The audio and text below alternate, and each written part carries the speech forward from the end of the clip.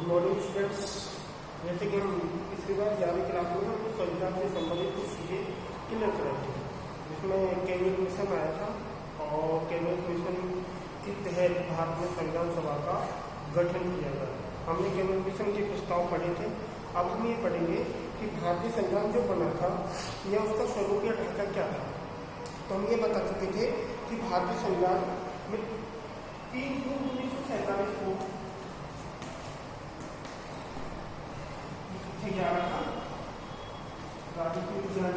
पहला चैप्टर है जो कि की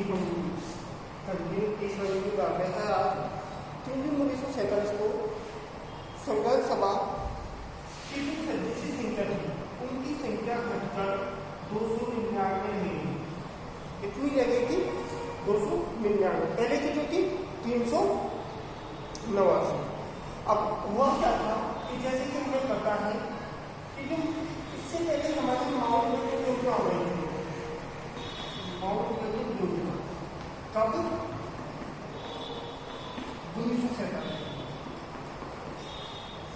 ये माउंटबेटन योजना कैबिनेट मिशन के बाद में ये जो सब कैबिनेट मिशन जो आया था उसने तो ये तय किया था कि भारत एक अखंड राज्य रहेगा और उसके लिए एक संविधान सभा का निर्माण किया जाएगा जिसमें 389 सदस्य रखे जाएंगे। ये तो कैबिनेट मिशन ने निश्चित किया था। उसके बाद माउंटबेटन आया था, लॉर्ड माउंटबेटन, जिसे माउंटबेटन योजना कहते हैं। माउंटबेटन योजना ने कहा कि भारत को 14 जून 1947 तक आजाद कर दिया जाएगा। पहली बार कि जून 1947 तक आजाद कर दिया जाएगा। दूसरी बात उन्होंने रख दी थी कि जो भारत की देशी रियासत है वो अपनी मर्जी से चाहे वो पाकिस्तान में मिल सकती है या भारत में मिल सकती है या अपने आप को स्वतंत्र रख सकती है। दूसरी बात हो गई। तीसरी बात उन्होंने ये डिसाइड की थी कि भारत और पाकिस्तान 2 राष्ट्र अलग अलग स्वतंत्र राष्ट्र बनेंगे। ये चीज डिसाइड की इसमें माउंटबेटन योजना में। तो इन चीज इसको ध्यान में रखते हुए इसने क्या दिया? द्विराष्ट्र सिद्धांत दिया। द्विराष्ट्र, भारत और पाकिस्तान नामक 2 स्वतंत्र राज्य बनेंगे। अब जब 2 स्वतंत्र राज्य बनेंगे तो सीधी सी बात है कि दोनों की संविधान सभा अलग अलग होगी कि नहीं। तो इसके कारण जो ये था जून 3 जून 1947 को हमारे संविधान सभा की जो सदस्य संख्या है वो घटकर 299 रहेगी। कितनी रहेगी? 299, जिसमें सर्वाधिक जो संख्या थी वो कांग्रेस की थी। कांग्रेस कितनी? 82 सदस्य ये कांग्रेस की थी। अब इसमें वही हमने पहले बता दिया कि कितने प्रकार के, 2 प्रकार के। एक तो मतलब जिन राज्यों का सीधे ही अंग्रेजों का शासन होता था वहां से निर्वाचित होंगे, और दूसरे वो जो देशी राज्यों पर अंग्रेजों में अप्रत्यक्ष रूप से शासन था।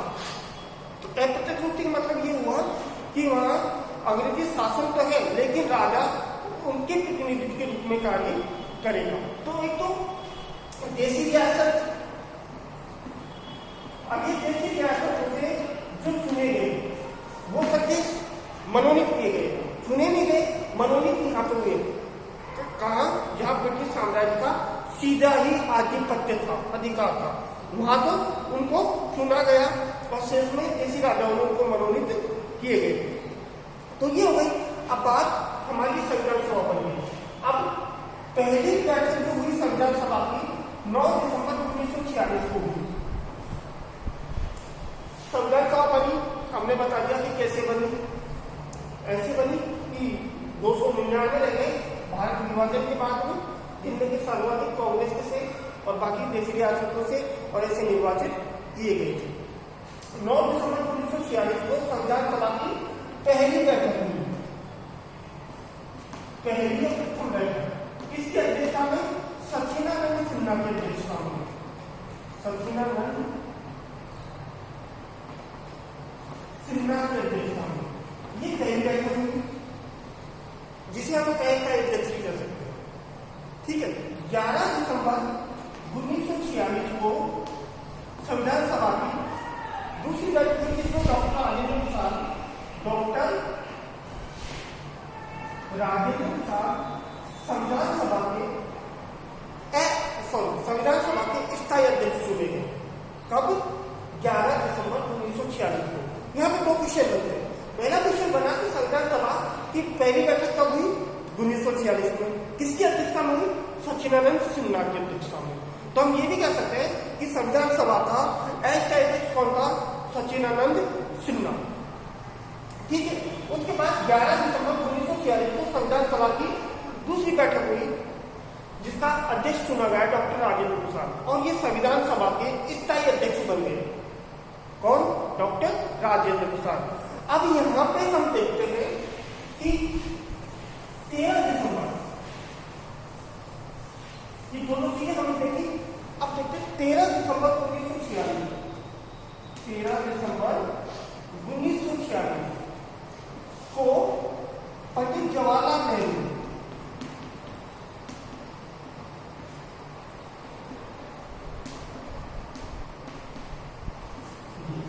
इन्होंने संविधान सभा के समक्ष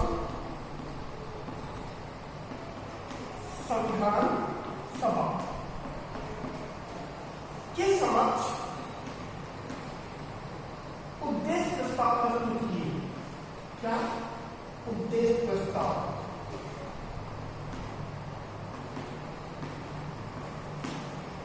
कब? 13 दिसंबर 1946। क्वेश्चन यहां भी बनता है कि संविधान सभा के समक्ष उद्देश्य प्रस्ताव कब और किसने प्रस्तुत किए? किसने? पंडित जवाहरलाल नेहरू ने। कब? 13 दिसंबर 1946 को, जिसे 22 जनवरी 1947 को 22 जनवरी 1947 को संविधान सभा ने उसे पारित किया।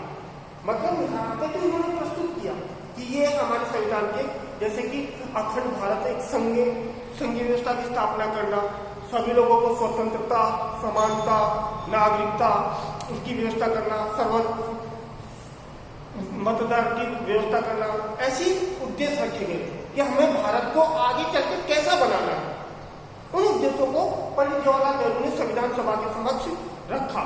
जब ये उद्देश्य उसके सामने रख दिए गए तो संविधान सभा ने 22 जनवरी 1947 को उनको पारित कर दिया। अब पारित करने के बाद क्या हुआ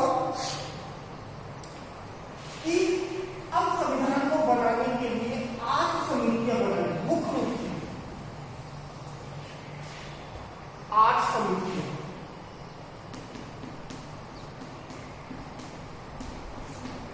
जिनके अध्यक्ष अधिकांश थे पंडित जवाहरलाल नेहरू, सरदार वल्लभ भाई पटेल, भीमराव अंबेडकर, ऐसे लोग उनको अध्यक्ष बनाए। 8 समितियां, उनके अलग अलग कार्य थे, जैसे कि प्रारूप समिति, संघ समिति, अधिकार समिति। तो जैसे ये अधिकार समिति,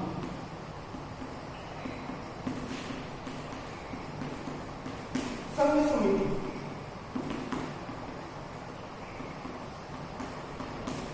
प्रारूप समिति,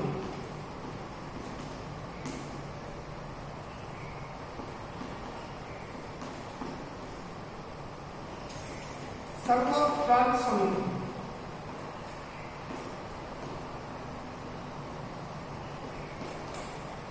ये मुख्य है। अब इनके जो थे, इनके डॉक्टर भी पंडित जवाहरलाल नेहरू अध्यक्ष थे, संघ समिति सरदार वल्लभ भाई पटेल अध्यक्ष थे, प्रारूप समिति भीमराव अंबेडकर अध्यक्ष थे, और उसके 7 संघ समिति के इसके सरदार वल्लभ भाई पटेल थे। तो इनको अलग अलग काम सौंपे गए कि आप अधिकार जो हमें नागरिकों को अधिकार देने, वो कौन कौन से देने, उनका निर्धारण करेगी ये समिति। ये समिति कि संघ जो हमें बनाना है वो कैसे बनाना है और उसमें कौन कौन से अधिकार संघ को देने हैं, वो उस समिति का निर्धारण ये करेगी संघ समिति। प्रारूप समिति की हमें संविधान का जो प्रारूप बनाना है वो कैसे बनाना है, उसको कहाँ से किस हिसाब से लागू करना होगा, कैसे कैसे उनको प्रारूप रखने, इसका ये रखा इसमें डॉक्टर भीमराव अम्बेडकर। और संघ समिति, इसमें संघ और उसके जो राज्य है उनके बीच जो वो थे अधिकार और शक्तियों को बंटवारे के लिए एक समिति बनाई गई, जिसके अध्यक्ष थे सरदार वल्लभ भाई पटेल। ठीक है। अब ऐसी 8 समितियां बनाई गई। इन 8 समितियों ने मिलकर 2 वर्ष 11 माह 18 दिन 2 वर्ष 11 माह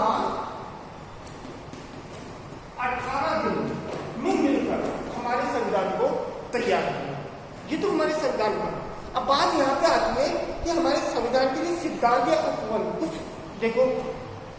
अब हम ये जानते हैं कि जब आपकी क्लास हो या हमारी क्लास हो, किसी भी यानी कि कोई भी हो, अगर 10 लोग हैं तो किसी भी विचार पर, किसी भी चीज पर एक मत तो हो नहीं सकते, नहीं हो सकते। तो कुछ ना कुछ संविधान के ऐसे उपबंध भी थे, संविधान के ऐसे उपबंध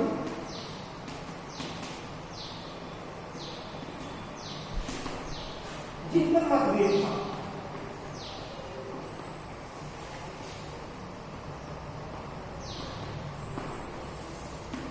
मतलब ऐसे कौन कौन से मतभेद थे, कौन कौन से उपबंध? उपबंध का मतलब है हमने जो जो चीजें रखी गई है, जैसे कि हमारे संविधान में 395 अनुच्छेद थे उस समय, तो जो ऐसे अनुच्छेद या ऐसे उपबंध जिन पर जो सदस्य थी 299, उनमें एक सहमति नहीं थी, मतभेद थे।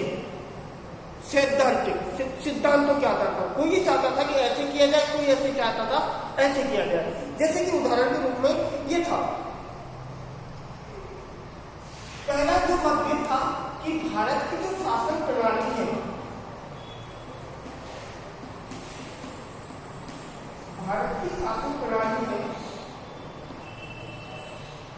वो केंद्रीकृत होगी या विकेंद्रीकृत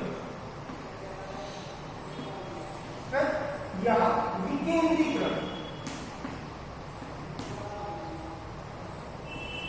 पहला इसमें संविधान सभा के सदस्यों में इस चीज को लेकर था कि हमारी जो शासन प्रणाली है वो केंद्रीकृत होगी कि विकेंद्रीकृत।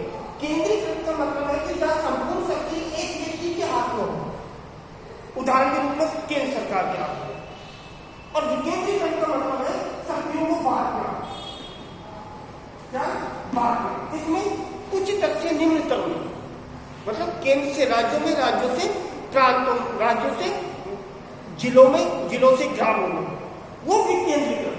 और एक केंद्रीकृत की संपूर्ण शक्ति केवल एक ही सत्ता या एक ही व्यक्ति के हाथ में निहित होना, वो कहलाती है केंद्रीकरण। ठीक है, आया समझ आपको? हम केंद्र पहले ये मतभेद थे, पहला मतभेद कि भारत की जो शासन प्रणाली, कि भारत में जो शासन होगा वो कैसे होगा, केंद्रीकृत होगा कि विकेंद्रीकृत होगा। तो केंद्रीकृत का उन्होंने बता दिया, शासन की एक ऐसी पद्धति जहां संपूर्ण शासन की शक्तियां केंद्र सरकार में निहित हो, इसमें केंद्र सरकार में निहित हो, उसे हम बोलते हैं केंद्रीकृत शासन व्यवस्था। और विकेंद्रीकृत का मतलब है जहां शासन की शक्तियां उच्चतर से निम्नतर में, उच्चतर से निम्नतर में बटी हुई होती हो, या जैसे केंद्र सरकार से राज्य सरकार में, राज्य सरकार से स्थानीय सरकार में बटी हुई हो, उसे हम विकेंद्रीकृत शासन व्यवस्था कहते हैं। तो हमारे सामने ये समस्या है, किसके सामने? इनके सामने 299 जो सदस्य थे, तो उनके सामने पहला मतभेद था कि हमें ये चाहिए। तो कुछ लोग तो ऐसा चाहते थे कि शासन व्यवस्था केंद्रीकृत होनी चाहिए। वो इसलिए चाहते थे कि अगर केंद्रीकृत जो शासन व्यवस्था होता है वो मजबूत होता है, उसमें मतभेद की संभावना कम होती है। पहले इसमें वो दिया सिद्धांत। दूसरे लोग जो चाहते थे वो चाहते थे कि शासन व्यवस्था विकेंद्रीकृत होनी चाहिए। क्यों होनी चाहिए? कि शासन अगर एक ही व्यक्ति के हाथ में या एक ही संस्था के हाथ में केंद्रीकृत हो जाएगा तो विकास नहीं हो पाएगा, और दूसरी बात वो लोग अपने अधिकारों का दुरुपयोग भी करेंगे, तो नीचे से इसका विकास नहीं हो पाएगा। तो इसी पर काफी बहस चली। बहस चलने के बाद इन सदस्यों में मतदान हुआ, सहमति मतदान, वहां सभी लोग इकट्ठे हुए और इस चीज को बहस करते हुए उन्होंने कहा कि चलो ठीक है, आधे लोग ऐसे बोल रहे कि केंद्रीकृत हो, आधे लोग विकेंद्रीकृत हो रहे, तो हम इसको मतदान के माध्यम से निश्चित कर लेंगे। तो मतदान के माध्यम से जब निश्चित किया गया तो भारतीय विकेंद्रीकृत व्यवस्था को अपनाया गया। मतदान का मतलब अगर 299 है तो 299 को आधे से अधिक हो जाएगा, तो वो मतदान किसके पक्ष में गया? इसके पक्ष में। अगर आधे से कम हो गए तो इसके पक्ष में चले जाएगा। तो पहले मतभेद ये था जिसको किससे सुलझाया गया था? मतदान के माध्यम से। इसके मतदान। अगला जो मतभेद था वो ये था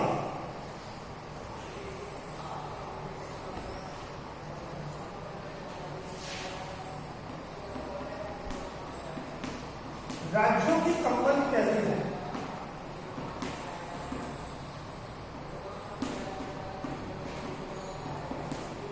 दूसरा जो बोलते कि राज्यों में जो आपस में संबंध है वो कैसे हो, उनको संबंधों को कैसे मजबूत किया जाए।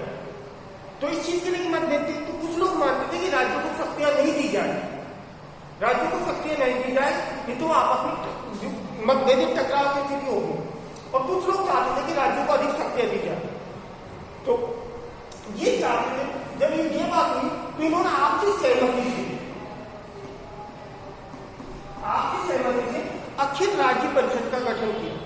उसके तहत ये कहा गया अगर राज्यों के कोई भी मतभेद होंगे तो केंद्र सरकार एक राज्य आयोग गठन करेगा, उन मतभेदों को सुन के सुलझा दिया जाएगा। तो दूसरा मतभेद कैसे सुलझा गया? सहमति से, आम सहमति से, ये मतदान के माध्यम से, ये आम सहमति के माध्यम से। तीसरा था कि न्यायपालिका को क्या क्या शक्तियां दी जाए।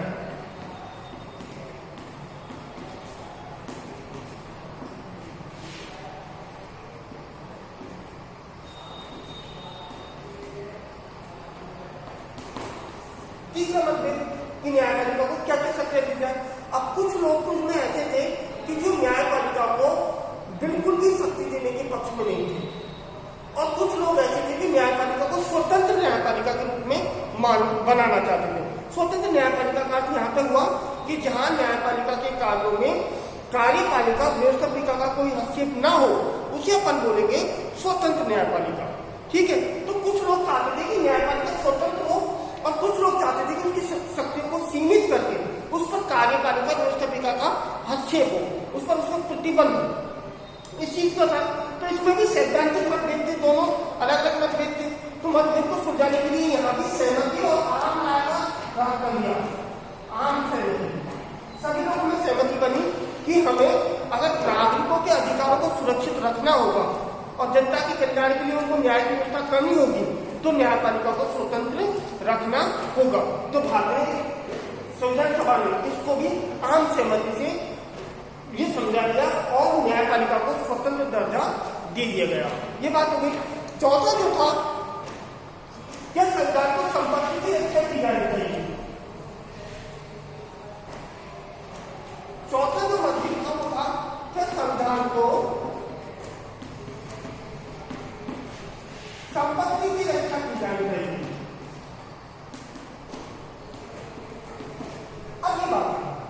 अब बात यहाँ पे ये है कि ये बात क्यों कि हम उस समय आजाद हुए और हमारे देश में बहुत सारे राजा थे, तो राजाओं की अपनी अलग अलग संपत्ति होती है। अगर संविधान संपत्ति की रक्षा नहीं करेगी तो क्या है, सरकार राजाओं की संपत्ति को छीन लेगी ना, और उसको जनता कल्याण के लिए लगा देगी। तो कुछ लोग जो देशी रियासतों से आए थे वो लोग ये चाहते थे कि जो निजी संपत्ति है उस पर संविधान उसकी रक्षा करे। अब वो कैसे करें, जैसे शुरू में हमारे दिए मौलिक अधिकार, तो मौलिक अधिकार के अनुच्छेद 31 में संपत्ति का अधिकार दिया गया था। क्या दिया गया था? संपत्ति का अधिकार। उसमें ये तय किया गया था कि कोई भी व्यक्ति या कोई भी राज्य निजी व्यक्ति की संपत्ति को छीन नहीं सकता, अगर छीनेगा तो संविधान उसकी रक्षा करेगा। तो यहाँ पे ये तय किया गया। ठीक है। उसके बाद हमने 44 संविधान संशोधन 1946 के 1944 संविधान संशोधन 1978 के तहत हमने संपत्ति के को मूल अधिकार से हटाकर कानूनी अधिकार बना दिया। अब मतलब संपत्ति राज्य चाहे जब छीन सकता है, लेकिन कानूनी रूप से।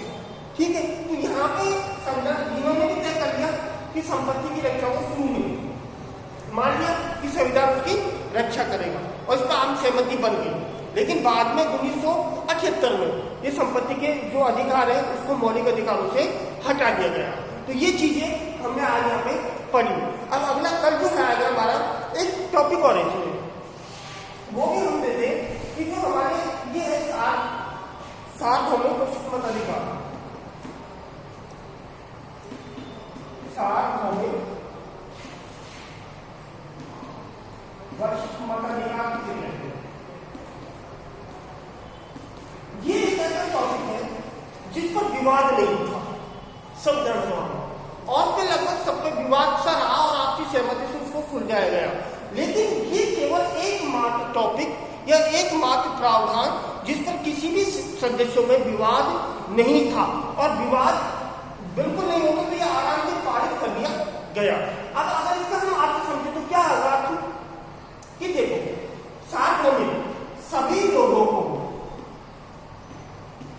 लोगों को बिना किसी भेदभाव के जाति, धर्म, लिंग, शिक्षा और आदि जितने भी है, जाति, धर्म, लिंग, शिक्षा आदि, सामाजिक स्तर आदि के आधार पर बिना किसी भेदभाव को एक निश्चित आयु प्राप्त करने के बाद सभी स्त्री पुरुषों को मतदान का अधिकार देना सार्वभौमिक मताधिकार कहलाता है। क्या समझे? ये है कि सभी लोगों को बिना किसी भेदभाव के सामाजिक, आर्थिक, राजनीतिक और लिंग, धर्म, शिक्षा, सामाजिक आदि के आधार पर बिना किसी भेदभाव के सब निश्चित आयु प्राप्त करने के बाद सभी स्त्री पुरुषों को मतदान का अधिकार देना सार्वभौमिक मताधिकार कहलाता है। अब हमारे पहले जो थी इसकी आयु वो 21 वर्ष थी, बाद में इसे 61वें संविधान संशोधन के तहत 18 वर्ष कर दी गई। अब हमारे सभी 18 वर्ष के स्त्री पुरुषों को मतदान देने का अधिकार है। आपने देखा होगा, अगर आपके घर में बड़े लोग होंगे थोड़े से, अगर वो 18 वर्ष के हो जाएंगे तो वोट देने के अधिकारी हो जाते हैं। अब नेक्स्ट जो आएगा वो अगले कल वीडियो में आएगा।